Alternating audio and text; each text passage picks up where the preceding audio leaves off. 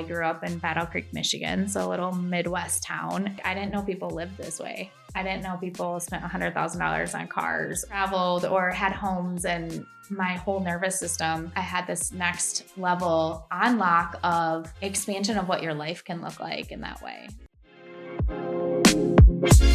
Welcome to Life Changing Money, a podcast all about one of the most taboo topics in the world, money.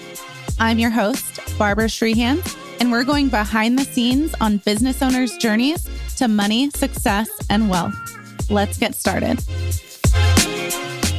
Hello and welcome to another episode of Life Changing Money. I am so excited because this week we have Dr. Abby that flew in all the way from Michigan, right? Yeah. Welcome so to the show. To be here. Thanks, Barb. This is awesome. Well, her and I met at an event in Miami, which is why it's so important to attend events and be in the right rooms with people. And it looks like you are always in the right rooms with people. I feel like you're traveling and all over the place all the time.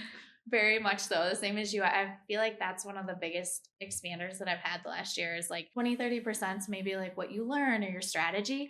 70 to 80%, I know it's not mathing, you guys, but maybe 90% is like who you get to meet in those rooms and the conversations that you have and the connections that you make, because that's really what moves you forward the fastest. Truly, right? Like the unlock.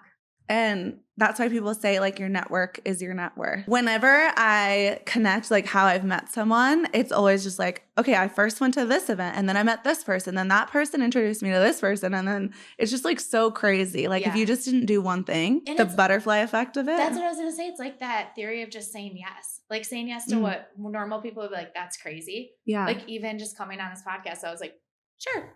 Like, yeah, we'll come to Arizona and then we have some other stuff that we can do and we'll just habit stack and just say yes, like just do it. And you never know who you're going to meet and what's going to be in alignment. But then it's so funny, like, because so many people that we invite on the podcast were like, just so you know, we only record in person and you have to come to either Scottsdale, Arizona or Newport Beach, California, which are two beautiful places, by the way. Like, I'm not asking people like, to come to Alabama, like, or Kansas. I'm like, Scottsdale in beautiful weather time because I'm not here in the summer, or you're going to have a great beach vacation. And 90% of people are like, oh, I just don't feel like traveling right now, or like just have some sort of excuse. And I'm like, that's the reason why your business isn't doing as well as you want it to. Yes. Or like, I don't know if you have this issue, but even like my other half at 45,000 followers, people think you aren't real. They're like, who is this? Is this somewhere? You're like, no, I'm literally reaching out to you to make a connection. And I'm really asking you, like, let's connect and expand further. And they're like, what's the catch? You're like,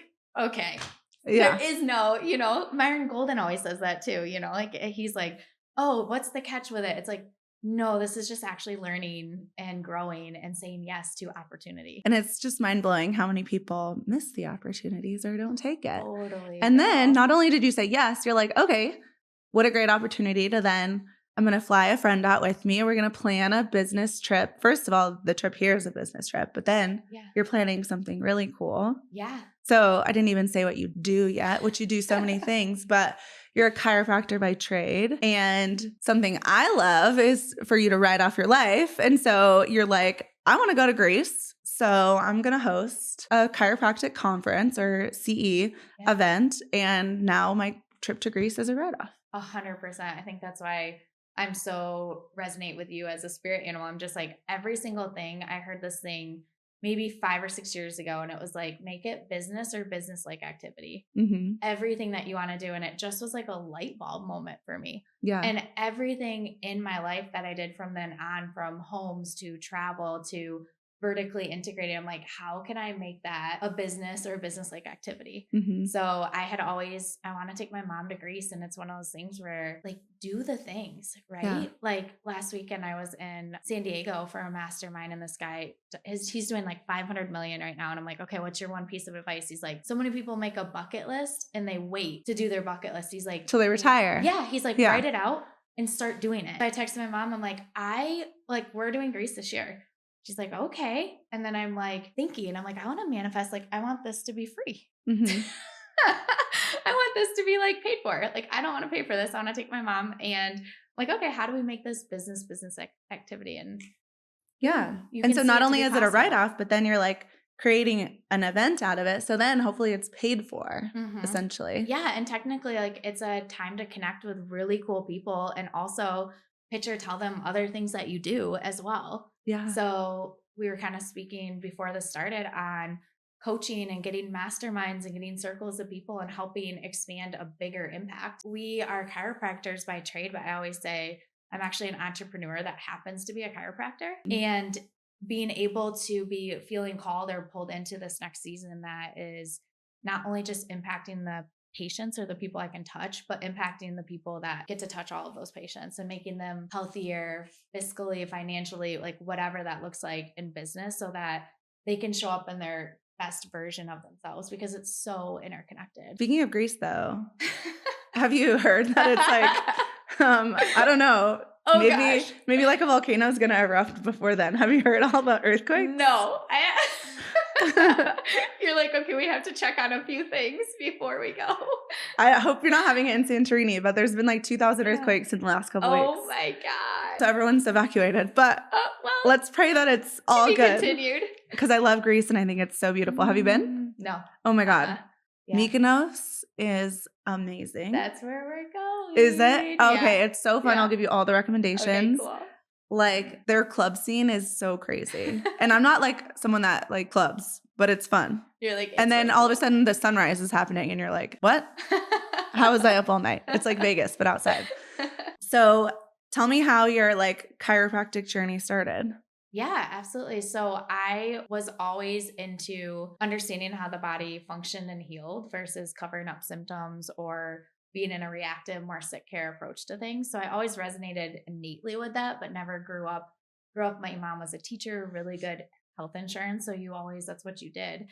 And as I was going to be an optometrist, and the lady that I worked for taught yoga 4 days a week and then worked 1/2 day as an optometrist. 1/2 day. Yeah, and her husband was in the office the rest of the week. I love that. So I know, I'm like, you're crushing it.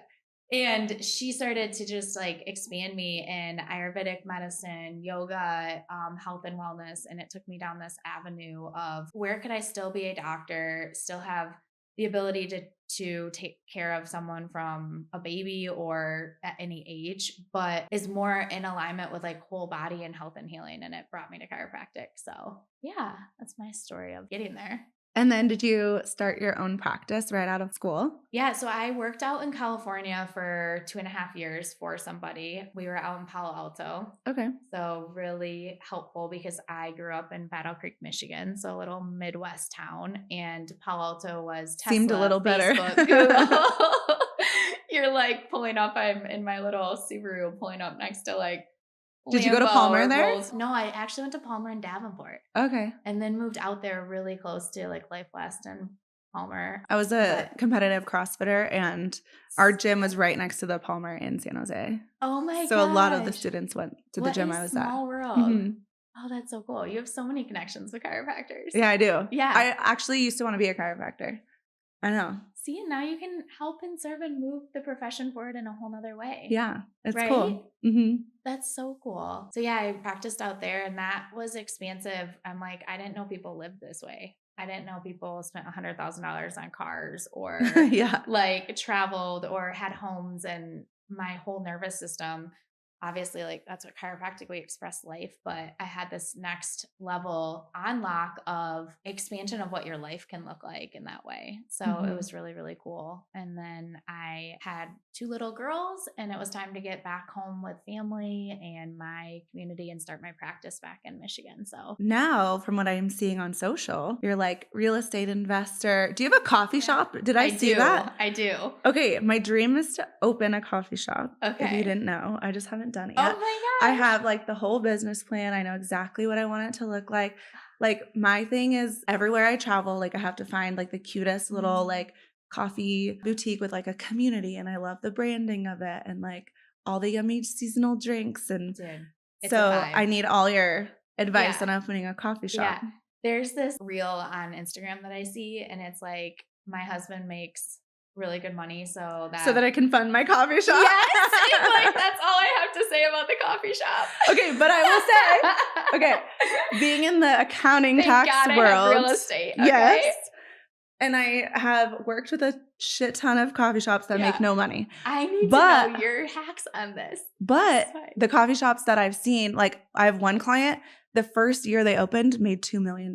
Oh my gosh. Like in North Carolina. Okay, that's amazing. And honestly, it was the community they built around, like everyone goes there after run club. Oh, yeah. And they had a space for like live music. They even built like these like cute risers in their coffee shop for people to just like sit and hang out, kind of like a school campus almost kind of vibe. So I've seen the coffee shops that do well. Like if you build it, they will come kind of a thing. Yeah. Yeah. I think too many people open coffee shops with like a $10,000 budget and you walk in and it just doesn't feel right and the chairs are like shitty and you don't want to be there. Yeah. So there's a difference. I mean, same with chiropractic. You can go to like the franchise that just does the same thing every time or you can be someone that's actually checking your body. See, that's what so this is something I learned in business too, is even with the coffee shop, I had so many other business things going on because like you said, I have some Airbnbs and 2 chiropractic offices and I coach and we do online, and this was part of this like multi-unit commercial building that I bought, and it's a wellness cafe too. So it was like totally in alignment with my mission. But I'm like, oh, this is fine. I'll just put like owner operator and I'm good.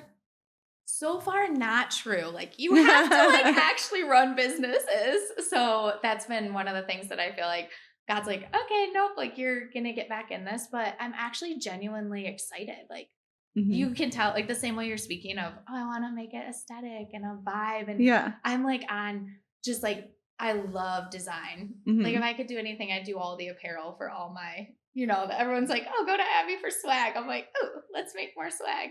But being able to lean into that and really build it out in that way. And it's relationships. You're not there. You're not pouring energy or cultivating someplace that you want to be. Like, not that I didn't want to be there, but I was like pulled everywhere else. So I'm super excited to see what'll happen with it the next year or two. What a cool lesson though. Oh yeah. At like reasonably small level, right? Like I'm always like, you get the $5,000 mistake or the $50,000 mistake. And it's like, cool. Now it won't be a $500,000 mistake. You know? Or later down the road and you just made it a longer journey than needed. Yes. Yeah. 100%. So are you still adjusting? No, not really. I'm in there a little bit supporting my team and we'll do some overflow, but not adjusting any longer. How was the mindset shift from like small town Michigan to this multi-passionate entrepreneur owning Airbnbs, and how did your teacher mom feel about? I'm still going through it. Honestly, Barb, like I've had like a really crazy week with that of just especially stepping into online and being seen in your small town. My partner's always like, Jesus gonna preach in his own town. Like you have to remember that sometimes it's hard to step into new versions, and especially when it's not anything that the people around you can grasp. Like you're like, oh, my goals are 100,000 a month. They're just like, it's unreasonable. But to us, we're like, oh, or whatever that is. You're around people, it's $1 million a month or whatever that is. So each level, we were talking about this on the way here of like the first time you're like, oh,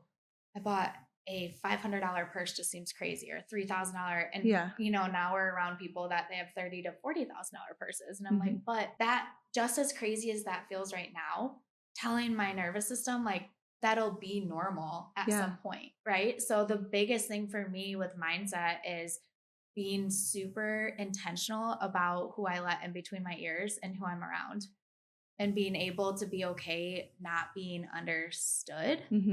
So I'm like always like, I seek to understand, not to be understood. And if I can be okay with that, and definitely having a partner or people that are in your corner that can remind you, because you're still human. Yeah. Like you're still like going through your own journey. Like you want to grow. And you don't know why other people don't want that for you too. But you get around people that are growing and they do. They're like, get it, girl. Like you can do this. We can do this. Everyone can do this. Literally, I look at people that are doing like the $100 million a year and I'm like, if they can do it, why the fuck can't I do it? Yeah. Like you can, anyone can. Yeah. It's literally just what you believe. Seriously. And I look like I'll even, like, I love coming to big cities because it sounds like I live out in the middle of nowhere. Battle Creek is a legit town, okay? I do get out. But like, it's super important to me to be around places because you just drive and you're like, someone owns all this real estate. Someone, you know what I mean? Like someone's creating, like we were meant to create. So the biggest shift is going from like, I was a single mom. I hate even using that term. I'm like, I was just crushing it. You know, their dad's awesome too, but crushing it. But you start to go, it doesn't have to be so hard. But I was listening to Think and Grow Rich again on the plane ride here, half asleep, half awake. And you're like, oh yeah, it's all in your mind. The whole unlock is in your mind. So it's cool because continuing to put yourself in situations where you push that. What's been the biggest expander for you? Honestly, just mindset. Keep working on mindset. And I've never been someone that has ever gotten jealous of anyone. I'm always like, look at them and I'm like, wow, that's so fucking cool. How did you do that? Because I just want to know the how. Whereas like I grew up in my family, like my parents are crazy, like they're drug addicts and they grew up with so much jealousy whenever they would see someone that like even owned a house, right? They're like, oh, well, they must be a bad person or they must be like greedy or this or that, whatever. Where like I would watch the Kardashians and I know that sounds so funny, but like I'd literally watch the Kardashians and be like, that's so cool. Like if they built that life from nothing, then anyone else can. Yes, their dad was like an attorney, but like they each have billion-dollar brands now. Yeah. And then just like playing with your mind almost. Like we just got done with a launch last night. One of our courses, we typically do like 6-figure launches. And this time we're like, okay, can we make it a multi-6-figure launch? Which was my like stretch goal last time. But I knew in my mind, I was like, there was something like blocking it. I was like, I know we can do like 150, 175. And I'm like writing and journaling. And like, as I'm journaling it last time, I'm like, I don't know, there's like something weird about it. So of course, what did we hit? 175. And then this time I'm like, I know that we're going to do it. Like this is going to be the time we have a multiple 6-figure launch. And we did it. And it's like literally just in your mind because logically it wouldn't have made sense. We had no text feature this entire launch. Like there was a whole line of leads that we couldn't get to because our freaking texts are blocked right now in our CRM system. So we had only a masterclass and emails to rely on. So like no abandoned cart, like don't forget to get this course thing. So it was like, oh, that sucks this time, but you know, whatever. And it still happened because you believed that it could. Oh, you know what else I love about this, Barb, is like, I've been thinking about this a lot lately, is people that are cultivating wealth or bringing in abundance aren't afraid to talk about money. Yeah. Like think about us right now. Like we hardly know each other. I feel like my nervous system's like calm and I'm talking to you and we're like talking numbers, talking goals, like talking about money. Like it's okay to have a positive relationship with money. And that's been one of the biggest things. Like when you grow up with like my dad, I mean, there were milk crates in tables, like in the ghetto, like, which I love it. I'm like, I can hang, you know, take me to the Ritz, the TV dinner trays. Yeah. You're like, I'm good. But at the same time, there's all the joking around it is just to make light of the fact that like your nervous system does have a poverty or like a lack, like there's lots of stuff I had to work through and go like, but is that true? Like I always had this like deep down, like I want more, like I want a different, like I know that it can I always be had different. That too. Yeah. I'm like, and what really helped me a ton is being able to say that like jealousy can just show you things that you want. So like switching like curiosity, you know what I mean? If you are like, you have a thought come up, it's almost like a thought bubble. And then I'm curious about it. Like, well, why am I like, oh, they don't do this, or that's, you know, like that's too much. Why would you want to carry that around? It's like, wait, why am I saying that? And then you can kind of like you said, play with it. Yeah. But to your point of like the Birkin bag, right? Like that's probably all what we're talking about, the $40,000 fucking bags. So many of my girlfriends, they'll be like, because I have a whole room for my bags in one of my houses and it's a little obscene. And even my best girlfriends will be like, the Birkin bag is so ugly. And in my mind, I'm like, they're just saying that because they can't afford the bag. And that's okay. They just haven't like worked through their mindset of it. So, but that's what we tell ourselves sometimes when we actually do want it, or maybe it's not that thing, but they want to be able to something. Otherwise, you'd that. be super indifferent to it, right? You'd be like, oh, that's cool. Yeah. Yeah. You wouldn't even care. Yeah. No. Yeah. You just be like, oh, dope. Next. Yeah. Yeah.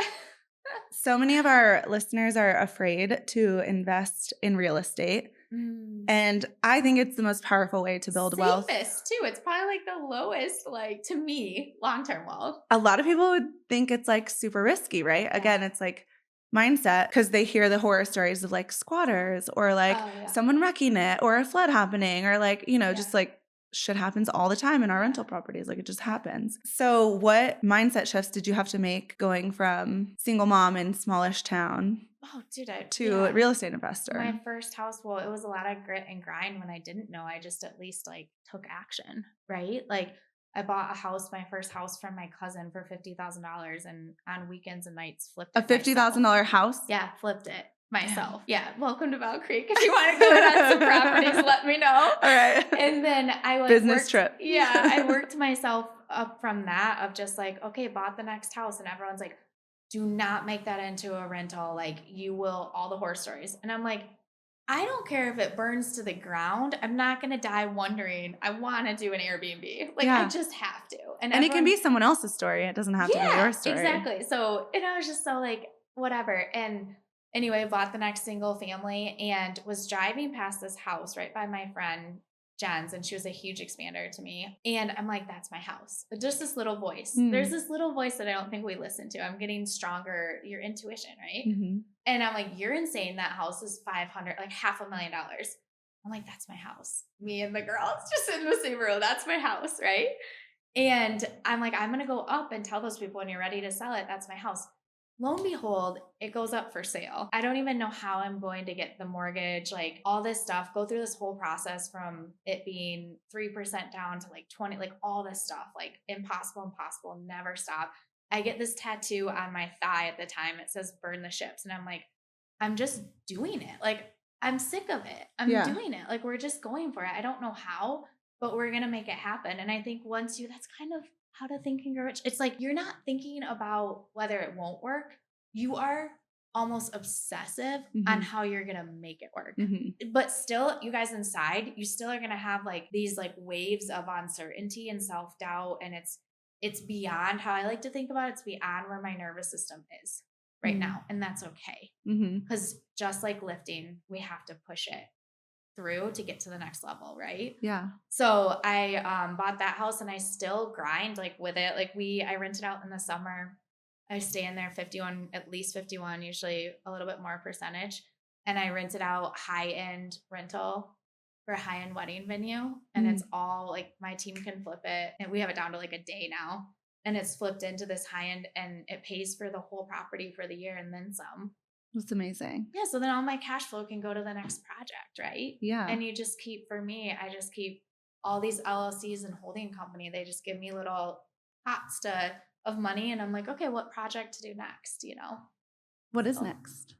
Oh my goodness. Online. Yeah. Building out the online stuff. And then I really didn't know. And it solidified. I was in San Diego last weekend and there's levels to everything, right? And I'm in a room with, again, people doing like 500 million and they make it seem so easy. And I think about it being like, if a new chiropractor was like, well, how do I get? And we're like, what do you mean? How do you get a new patient? Like, you just go do this, and they were like, you just buy real estate. And I'm like, okay, but how do I get into, and they're just so simple about it. And one of them was international. He's like, you guys have it so easy in the United States. Like you can go get loans for up to 80. Like, what are you whining about? In Paris, it's 50. Yeah. In Mexico and stuff, it's 100%. Like they're like, what are you like, it put it into perspective. Cause I'm like, they're so right. This is still the land of opportunity, and online, you can do so much online so that's what's next, is to launch our online, expand what's possible on there, who we can help, and then take everything and put it into real estate, but bigger deals where there's more of a management company and it's long-term cash flow and wealth. Yeah. Yeah. We love apartment complexes. Yeah. What's the dynamic with you and your other half? I know he looks like he's very busy as well and has his own companies. So how do you Yeah. guys prioritize each other All and the things. So all the we're businesses? learning. It feels good to be matched energetically and to be held in that way, because you can't imagine this, but I'm a pretty like big dreamer, visionary, like to hold a room because I get excited and like go, go, go. So being able to be next to someone that matches and exceeds that is like a whole another level of holding space. So we're both CEOs. We've had to really be like, oh wow, like this is your partner. Mhm. You have to speak this way and love and be understanding and be flexible in this way. But it's a different level when you actually truly are around someone who is ultimately always wanting the best for you. And Mhm. that's crazy. Like like you said, no jealousy. Even this weekend, it's like, oh my gosh, how can I support you? But we are learning how to manage everything better and putting that, it's like everything in life. If you don't have any consistency or metric or plan to it, you don't know what to shoot for. So the same tactics or the same skill set or expansion in our businesses, we apply to our relationship as well. Do you guys own any businesses together yet? We do have one, and we were like, this is more serious than marriage. Yeah. It's our first LLC together. I mean, it's honestly the same. Marriage is a contract. Totally. And so is a Yes. partnership. Yeah. So we launched our first LLC together like maybe 4 months ago. And it was definitely like, that was okay, so we're probably going to be together forever. We started a business together. But it's great. We bring a lot of the yin to the yang. Like we bring a lot of differences to one another, which I'm super grateful for. And we always say there's only going to be one Odell and Abby. So being around other couples and take things from them that we like and start to just mesh these things together. Like maybe we like this Christian marriage, but we like how these two are CEOs together, but we like this fitness part of this. And we can take all of that and make what's right for us. Yeah. What about you guys? Like you're all over too. Neither one of us owned businesses when we met. We were like honestly super poor when we first met each other. We met on Tinder. You can listen to my very first podcast. And I think I told that story. And we got married after 3 months, and he was in the army, and I was like making nothing at someone else's accounting firm in San Jose. Crossfitting it up though. Yeah. Crushing it. I trained for 3 hours a day in the middle of the day from 12 to 3. So I would like go into work at 6 a.m. I'd work 6 to noon, train from 12 to 3 for regionals, and then worked from 3 to 6. So it was like a crazy schedule, and single mom at the time. I started the business. The business actually wouldn't be here if he wasn't like, I was crying to him one day, 2019 Christmas. And I'm literally crying to him because I was supposed to make this commission from bringing on this big client to my old accounting firm. And I didn't get the commission. And that would have paid off my student loans. I had $22,000 left on my student loans. And so I'm like crying to him, like, I don't know how we're going to keep paying this. Like my loan payments at the time were more than my mortgage. He's like, well, babe, like if this client was your client, how much would they have paid you? And I'm like, I don't know. I guess the same. And he's like, then just start your own company. I literally don't know why I never thought of it, but I'd never thought of it because in college, they just teach you to like go up the corporate ladder. Yeah. And they literally sat us in a room and they were like, 1 out of 100 of you will ever be a partner. And I always thought it was me. I was like, oh, I'm the 1 out of 100. Then they teach you like, oh, that just means you'll be a partner at someone else's all these firm. Limiting beliefs. Just like, here you go. My alma mater asked me to speak. And when I told them I was going to speak about how not to go to Big Four accounting, they like, never mind. Yeah, they didn't want me to speak anymore because Big Four like sponsors all their programs. 100%. And so that's what they teach you. Yeah. They just teach you to like go up the corporate ladder. Anyways, so the business wouldn't even be here if it wasn't for him. But at the time he was still in the military. And I had been asking him for years to get out because he was special forces. He was deploying every 5 months. And it was just like a lot on the family, like a lot of stress. And his best friend was killed in action. And I'm like, and my husband was supposed to be on that raid. And so I'm like, I can't deal with you like going out anymore.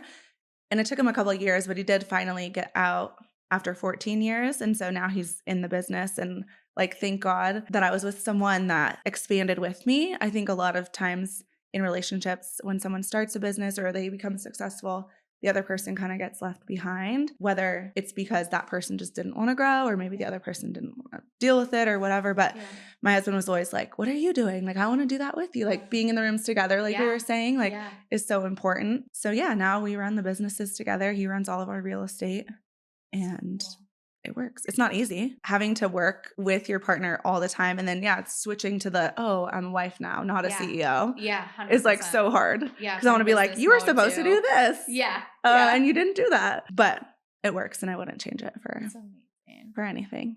Don't you think that those things, like for me, those things coincide too, is like it's a direct reflection of just me expanding what I actually believe is possible. Because even just being like me and my girls and how hard it all felt. And then you're like, it's just getting easier and easier. And it makes so much sense that that person is also meeting you at that vibration. So it's like money is coming, opportunities coming, love and support is coming. Like, oh, it's because it's like be, do, have. Because I actually think that I'm worthy. I've raised that vibration, which is like what you want to continue to unlock and you want other people to realize, which I think is why it's so important to show up vulnerably on social media or these ways, is to say like, dude, I'm so normal and so been through all the things. Yeah. And we can create it like #no excuses on it. What do you want your girls to know about business? I want them to like, I kind of said that even coming out here, is I want them to see that it's all possible. I want them to see that like I grew up where it was like Catholic, like even my mom, like, oh, I'm not going to get my nails done anymore to save money, or just like it was like martyrism to show how much you loved. And I like want to show how much I love my life to give them permission to do the same. Like business is about bringing your creativity to the world and creating complete abundance, and that it's possible. I didn't even know, like starting my practice, like it felt uncomfortable having other people working and me making money. I felt bad about that. Now I'm like flying, doing 3 properties are rented, 2 offices going, you know what I mean? Like cash flow is all happening. And you're like, my honey's always like, you're supposed to be reading, learning, and resting. Your impact can be bigger. Yeah. So I want my girls to be able to know that is what they need to be working on. You know, like how cool is that? What do you want them to know about money? I want them to know money is a tool, and that like money is a direct reflection of the abundance that we feel inside and outside, and it's endless. Like you can't get time back, but there's an infinite amount of money. Infinite. And like every single thing, if they can start to switch their mindset from trying to capture or chase money to like, oh, I want a apartment in Miami and it's going to be $10,000 a month. Cool. I have to make an offer that's going to make me $10,000 a month, or, you know what I mean? I just have to create something of value that is going to be that amount, and it's going to come back. Like you don't have to be afraid about spending it and it going away because it's going to flow. That's another thing. As soon as I started making money, I was like kind of freaking out. Like, oh my gosh. And then to think constantly, I'm like, Abby, you have a long time to make a lot more money. Have you read the book Happy Money? I need to. It's really good. It's about, in Asian cultures, they ask to see your wallet, and it's not because they want to see what's inside, but they literally feel how your money feels. And they believe like whenever you swipe your card, like some people will be like, oh my God, I have to like pay this electricity bill, or I don't want to buy these groceries. But if you swipe it and you're like so grateful and in gratitude that you're able to pay this, then the money will like flow back to you easily. And then just always being like, yes, I'm going to spend this money now, but like it'll come back to me 10x, you know? So I like that one about energy of money. Dude, I love that. That's awesome. Well, where can everyone find you? Or if they're a chiropractor, if they want to go to Greece, when is it? Let's go. It's in October for sure this year, but you can find me on Dr. Abby Sirovica on Instagram, the Expansion Podcast, and then Wander Learn Retreats to look up the Greece trip as well. Well, thank you so much for being here. Thank you for having me. It was awesome. Thank you for listening to this episode of Life Changing Money. Don't forget to subscribe, and I would love if you left a review and shared it with your friends. See you next time.